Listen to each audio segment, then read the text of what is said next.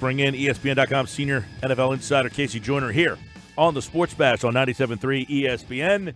Well, we got a lot to dive in on this one because these two teams desperately need this game, probably Philly more, KC. And let's start with the Eagle offense. Josh Adams, the running back, he was a guy last week that really gave him a spark. He's questionable to play, but it looks like he's going to go.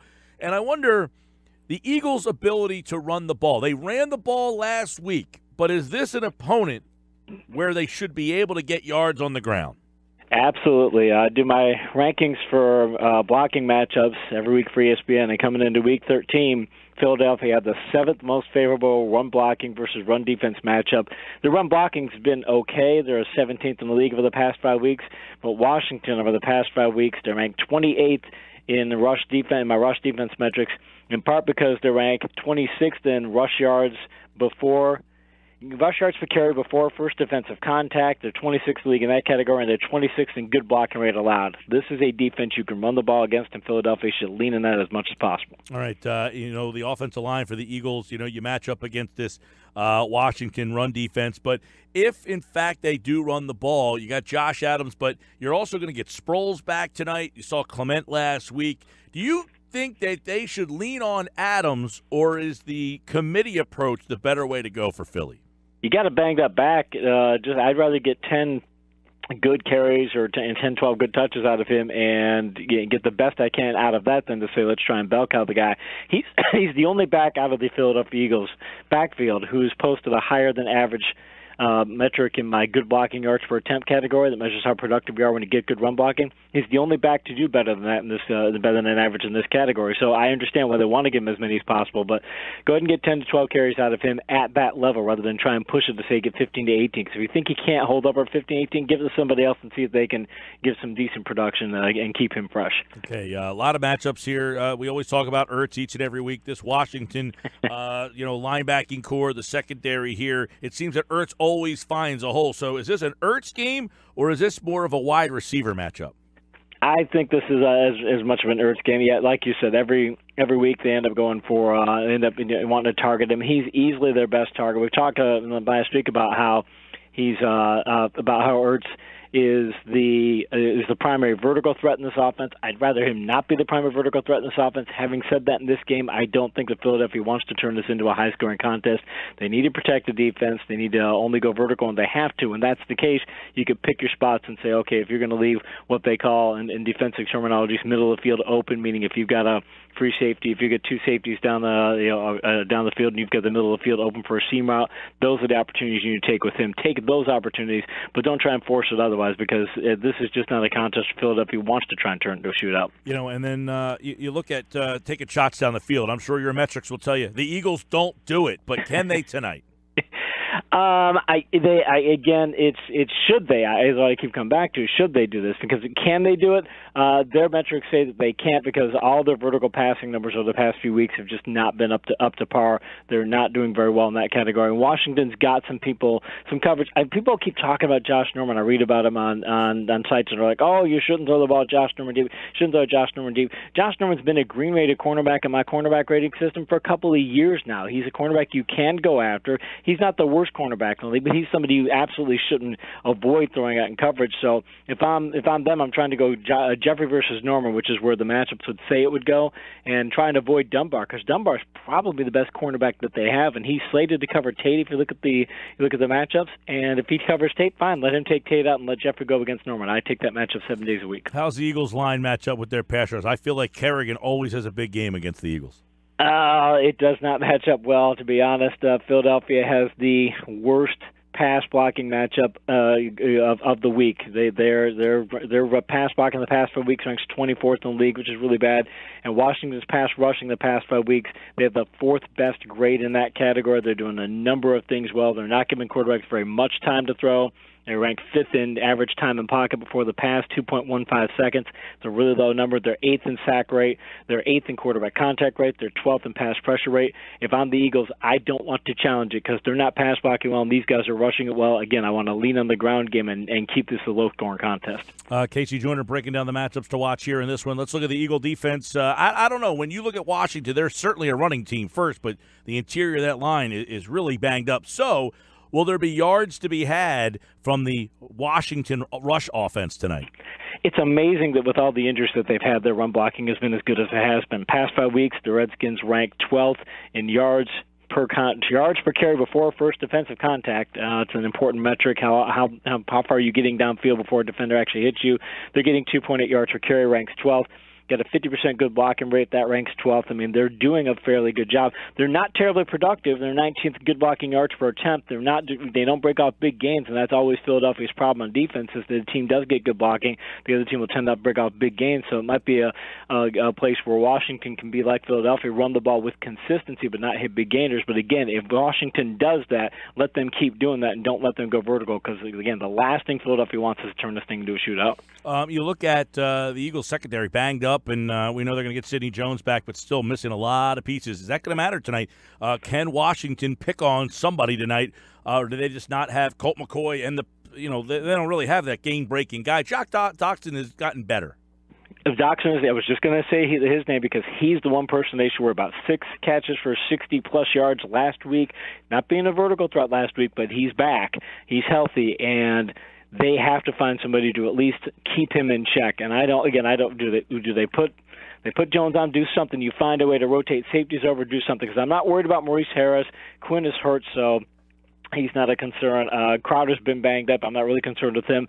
And Jordan Reed hasn't been anywhere near as good as he's been in past years.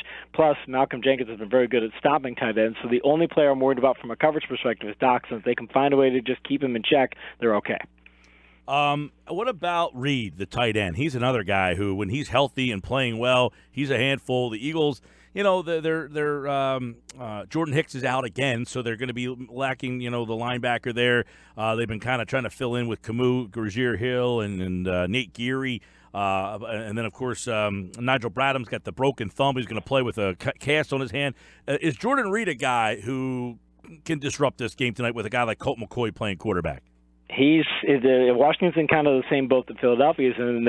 Jordan Reed leads their team in vertical receptions this year, 236 yards on vertical passes. That's passes thrown 11 or more yards downfield. So it's a big plus for them. Problem is that in 11 games, he only has 11 vertical receptions. They don't run him downfield very often. He only has 19 targets on vertical passes. So Reed is a guy who, although he can impact the game, he hasn't been thrown to very often. That he's not the same player that he was in past years. Richardson is their second best guy, and then it's Doxson third. So again, coming back to Doxson, he leads the team in vertical receptions, despite having only played 10 games. So he's the one they really should be worried more about. But I look at the reception rates for these guys on vertical passes. Josh Doxson, only 43% of his passes result in receptions. So it's not even a 50-50 proposition thrown to him vertical. This is just not a team that can go vertical. But when you talk about the Eagles secondary, how banged up it is, that can make teams that can't go vertical look better than they do. So the Eagles got to find a way to hold up. I like the matchup for Philly in the middle, Fletcher Cox against those two backup guards. I mean, I think that could be really disruptive in this game tonight. I would agree with that. While Washington's pass blocking has not been as good as their run blocking, they're 17th over the past 5 weeks. Philadelphia's pass rush has been 14th. And honestly, I look at that grade and I know how it got there. But I look at some of their pass rush numbers and I think this team could be better than it has been. Eagles are 13th in quarterback contact rate, but only 21st in pass pressure rate. But I have a feeling that they're closer to, if I'm rating their pass rush as a whole, closer to where they were on the quarterback contact rate number than they are the other number. And plus, they're fifth in time in pocket, the Eagles are. So teams are throwing a lot of short passes against them. It's part of the reason they're maybe not getting as much pass rush pressure. So if I'm the Eagles, if they're going to throw short passes against these cornerbacks, that's fine. Throw dink and dunk stuff. We'll tackle them underneath. If I'm Philadelphia, I would rather see them do that. If they can keep them from going vertical, then that really eliminates the problems that you have with the cornerback issues. And then you can turn this into a low-scoring game you can win. The biggest advantage in this game is where? I still think the biggest advantage is the Eagles' pass rush versus the Washington blockers. I don't think that the Washington blockers are going to be able to hold up well if they try to go vertical. Again, it's the biggest potential advantage. I think Washington will try and mitigate it by throwing a bunch of short passes and leaning on the run. But if they try to throw vertical, that's going to be where the Eagles have to win it, because if they don't get after the quarterback and Washington tries to go vertical, it could be a problem. You would think that, and Colt McCoy's a guy, if you hit him early, he had all sorts of problems last, in that game against Dallas. He did, and that's key. He does not handle pressure well. Even going back to his college days, he didn't handle pass rush pressure very well. It is a key to him, and again, that's why I think Washington's not going to want to go vertical. But when you've got those cornerback issues that Philadelphia has, they're going to try to hit vertical shots. So it's just a matter of stopping the 5 vertical shots they take. All right, let's look at Week 13 as it was a wild week. I mean, you saw a 3-0 game. I mean, in the NFL in today's day and age, you saw a 3-0 game. Unbelievable. Let's go to Baltimore, winning on the road at Atlanta. Atlanta's season, they're done. Baltimore right now is that second wild card team, but what do? I mean, Lamar Jackson's got to stay in, right? He has to, and they're running the ball exceptionally well. They've got very consistent blocking, and they're playing strong defense. He has to stay in there because he gives their offense a different type of dimension. In fact, I think his running ability makes their run blocking for Gus Edwards and Dixon. I think it makes it better. So, yeah, he has to stay in there. And Baltimore, by the way, only a half game out of first. They could still win the division. Yeah, Pittsburgh with a bad loss last night. Denver wins again, 3 in a row for them. Cincinnati with all sorts of issues with Driscoll there. Lindsey with a big game, but Denver's won 3 straight. Denver has won 3 straight. I still think a lot of it has to do with, Pittsburgh played down to their talent level, and Cincinnati's just so banged up. But Denver is finding they're doing some things very consistently well. They've got a better run defense than people give them credit for. I mean, this is a team that I'd be surprised to make the playoffs, but they're going to push for 2 of their last 4 at least. Rams continue to cruise. They win at Detroit as the Rams holding on to that number 1 seed in the NFC. They needed that one because you couldn't slip up in a game like that. Yeah, you gotta serve. You gotta hold serve, and they did, and they've got so many different. The thing that's impressive about them now is they've got Josh Reynolds is stepping up to take the place of the injured Cooper Kupp. So now their offense is still where it needs to be. They played a bad team yesterday on the road. It could have been a trap game. They could have played down to their talent level. They didn't, and that says a lot for them because that's a sign of a great team. Well, Green Bay played down to their talent level and lost at home. Got the coach fired as Arizona beats Green Bay 20-17. He deserved it. I've just bashed him on Twitter and things, and some Packers fans are stepping up for him and things. But look, McCarthy had Favre and he had Rodgers for years, and this is the best he could do. It was time for them to make the change. And plus, not all that, if you're Green Bay and you know you're making the change after the season, do it now. Give yourself a head start in the coaching search, and do right by the coach. Don't make him show up for 4 weeks when you know you're going to fire him. I had read a tweet that there was a band playing at a bar, and they stopped in mid-song to announce that McCarthy got fired, and the place erupted. Well, I mean, he runs the most basic offense in the league. He's so vanilla. His game management is bad. And even here, Rodgers, like, he never comes right out and says it, but he kind of intimates that, I wish our offense would do more things. In fact, what did Tom Brady say a few weeks ago? He said, if you put Aaron Rodgers with the Patriots, the way that they run things and such, and talent that he has, he said he'd be throwing for 7,000 yards a year. That's their way of saying that McCarthy's a bad coach. Buffalo, Miami, Miami, people don't talk a lot about them, but they've been just hanging around. They beat Buffalo. And Buffalo, we talked about on Friday that McDermott might be a coach of the year candidate, even though they're 4-8, I think. But they fought hard. They went on the road. But Miami's 6-6 all of a sudden. I'd love to see what if you gave McCarthy you gave McDermott Aaron Rodgers, see if he could go win some games, because he's got that team playing extremely hard. In Miami, give Gase credit. Gase hasn't had talent on that team. That team is in the bottom third of the league in talent for the past couple of years, and he still finds a way to get them to win. He needs to get more talent if he's going to win long term, but I got to give the guy credit. He's he's making the most out of what he has. Chicago, bad loss. I mean, the Giants trying to give you that game. They're up 27-20. Somehow, some way, the Bears get that thing to overtime, but that's a bad loss by the Bears. When you're saying to I believe in this team, can I buy into them? They throw up that one.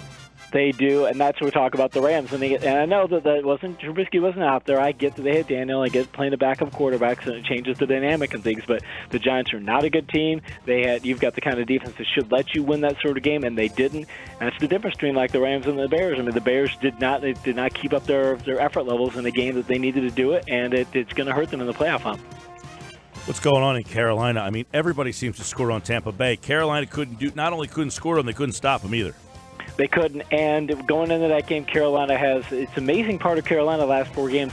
You look at their run blocking metrics, you look at their run defense metrics, you look at their pass blocking and pass rush metrics, they're all fantastic. They're winning in the offense, the line of scrimmage on both sides of the ball, and they're still not winning games. I think it's an anomaly. I think that they'll bounce back. But right now, if you're talking about the coach maybe getting fired, and you talk about just the whole situation, the way it looks down there, it might collapse before they can turn it around. They did clean house on the defensive side of the ball. A lot of coaching changes in Carolina. Jacksonville, I said 3-0, was 6-0. Indy had been 3 touchdowns a game for luck. They've been scoring. Jacksonville has been awful. 6-0. How did this happen? It happened because Jacksonville was able to stuff the running game. I talked about it in my ESPN article today that looked at Week 13 blocking matchups and how they impacted fantasy football. Indianapolis had a 20% good blocking rate yesterday. They only gave running backs good blocking on 1/5 of their carries. That's the lowest number they've had all season, and that was an offensive line been doing exceptionally well for a time. Says something for Jacksonville's defense. I think Jacksonville finally got motivated on defense and started playing to their talent level, which says something, but why are you motivated in Week 13 and not, say, Week 3? 9 in a row for Houston. They beat Cleveland 29-13. Is Houston a legit Super Bowl contender?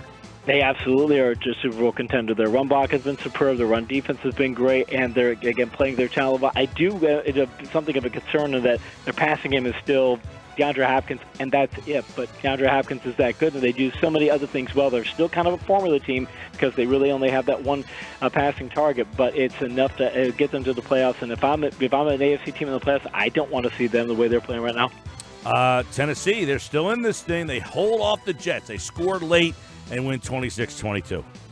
You got to give Vrabel credit for doing a great coaching job too, or a very good coaching job, considering that his team is not blocking well. They've got some issues in the secondary. They've got some problems, and the Jets played. They played like they actually wanted to play, which is again surprising for them given the way that they've done so far. But Vrabel's getting the most out of that team, and Marcus Mariota's been playing very well of late. And I think he's not getting credit for playing as well as he's playing. So Tennessee's got room for improvement, but still, I like the way they're coached right now. Oakland fought hard, not enough. 40-33 against Kansas City. I got to give them credit, too. And Kansas City, this is a problem for Kansas City. They keep getting into shootout games against teams that they should not get into shootout games with. You can't keep getting into those sorts of matchups because even the best offenses in NFL history are only 50-50 propositions. So Kansas City better get the defense shored up or they're going to be a team that gets in the playoffs and somebody's going to beat them in that high-scoring game. New England, it's December, and they showed it yesterday as they beat Minnesota 24-10. Now people want DiFilippo out in Minnesota. I don't understand that. And New England, hey, this is a typical New England game. They don't beat themselves, and the season's getting later, and they're playing very consistent, very schemed, intelligent football. They're doing all the things that you expect New England to do. And this is something, the difference between them and other teams, that you may have more talent than they do, but they're not going to beat themselves. And that's going to be scary for NFC or AFC teams because the Patriots, although they're not great talent-wise, you're going to have to beat them. They won't do it themselves. What a job Carroll's done with Seattle. They win yesterday 43-16. Right now, if the playoffs were to start, Seattle would be in, and it's looking pretty likely with their schedule that they're going to get in. It's incredible that early in the season, you come into the season, they had the worst offensive line rankings in the league, and they'd had the worst offensive line last year. They got a new coach or new offensive line coach. They have new players in the offensive line, and they kept sticking to the running game. And early on, I'm like, why you guys keep sticking to the running game? It's not working for you. Well, they did it because they wanted their offense to keep getting better, and now they have an upper half of the league run offense, run blocking, and they've got a slew of good running backs. You've got Wilson. They've got a solid receiving core. David Moore, so many people aren't talking about, but he's an impact player, and I think that when you add all that together, this is a team that's I don't think they're going to be a Super Bowl contender, but I'd be surprised if they don't make the playoffs at this point. Wild game last night in Pittsburgh. The Pittsburgh Steelers are up big at half. It looks like they're cruising. The Chargers come back, and they win it 33-30, and Pittsburgh's dropped 2 straight. Metric from that game last night, the thing that stands out, Keenan Allen, 19 targets, 14 catches, 148 yards, and a touchdown. Pittsburgh kept covering him with a linebacker on that last play of the game when the Chargers are trying to set up a field goal. They've got Bostic covering him, one of their slow linebackers. You just had to look at the Steelers and go, you didn't play hard for 4 quarters, you played hard for 3 quarters. The challenge there that they had, the 9th straight challenge that Mike Tomlin has lost. Between the challenge, not playing hard, not covering Keenan Allen, not even having a solution for covering him, all the different things they do, Mike Tomlin's the most talented team in the league the last 5 years, and he's not going to have anything to show for it for the end of the season. All right, and then tonight Washington takes on Philadelphia. That coverage begins. Countdown to kickoff at the top of the hour. Who do you like tonight, Casey? I'm probably going to take Philadelphia in this one. It's a tight call there, but I'm going to take the Eagles because I think they are going to be able to run the ball more. And plus, when you got a close game like this, I'll take a team that has the ability to throw vertical. I trust Wentz if I need to go to a passing game. I trust him over McCoy. It's a big enough edge, and plus, I think that they're going to be able to get Washington to play a run-heavy game. And if that's the case, Philadelphia's got enough to win that. That coverage begins at 6 with the Countdown to Kickoff show right here on 97.3 ESPN. KC Joyner's back on Friday as we get you ready for Eagles and Cowboys and all the Week 14 action. Don't forget, it's all right here on 97.3 ESPN. Follow him on Twitter at KC Joyner, TFS. He appeared via the Boardwalk on the hotline. Enjoy the game, my friend. Get better, man. I hear that voice. Yeah, well, that time of year. Appreciate it, man. Take care, pal.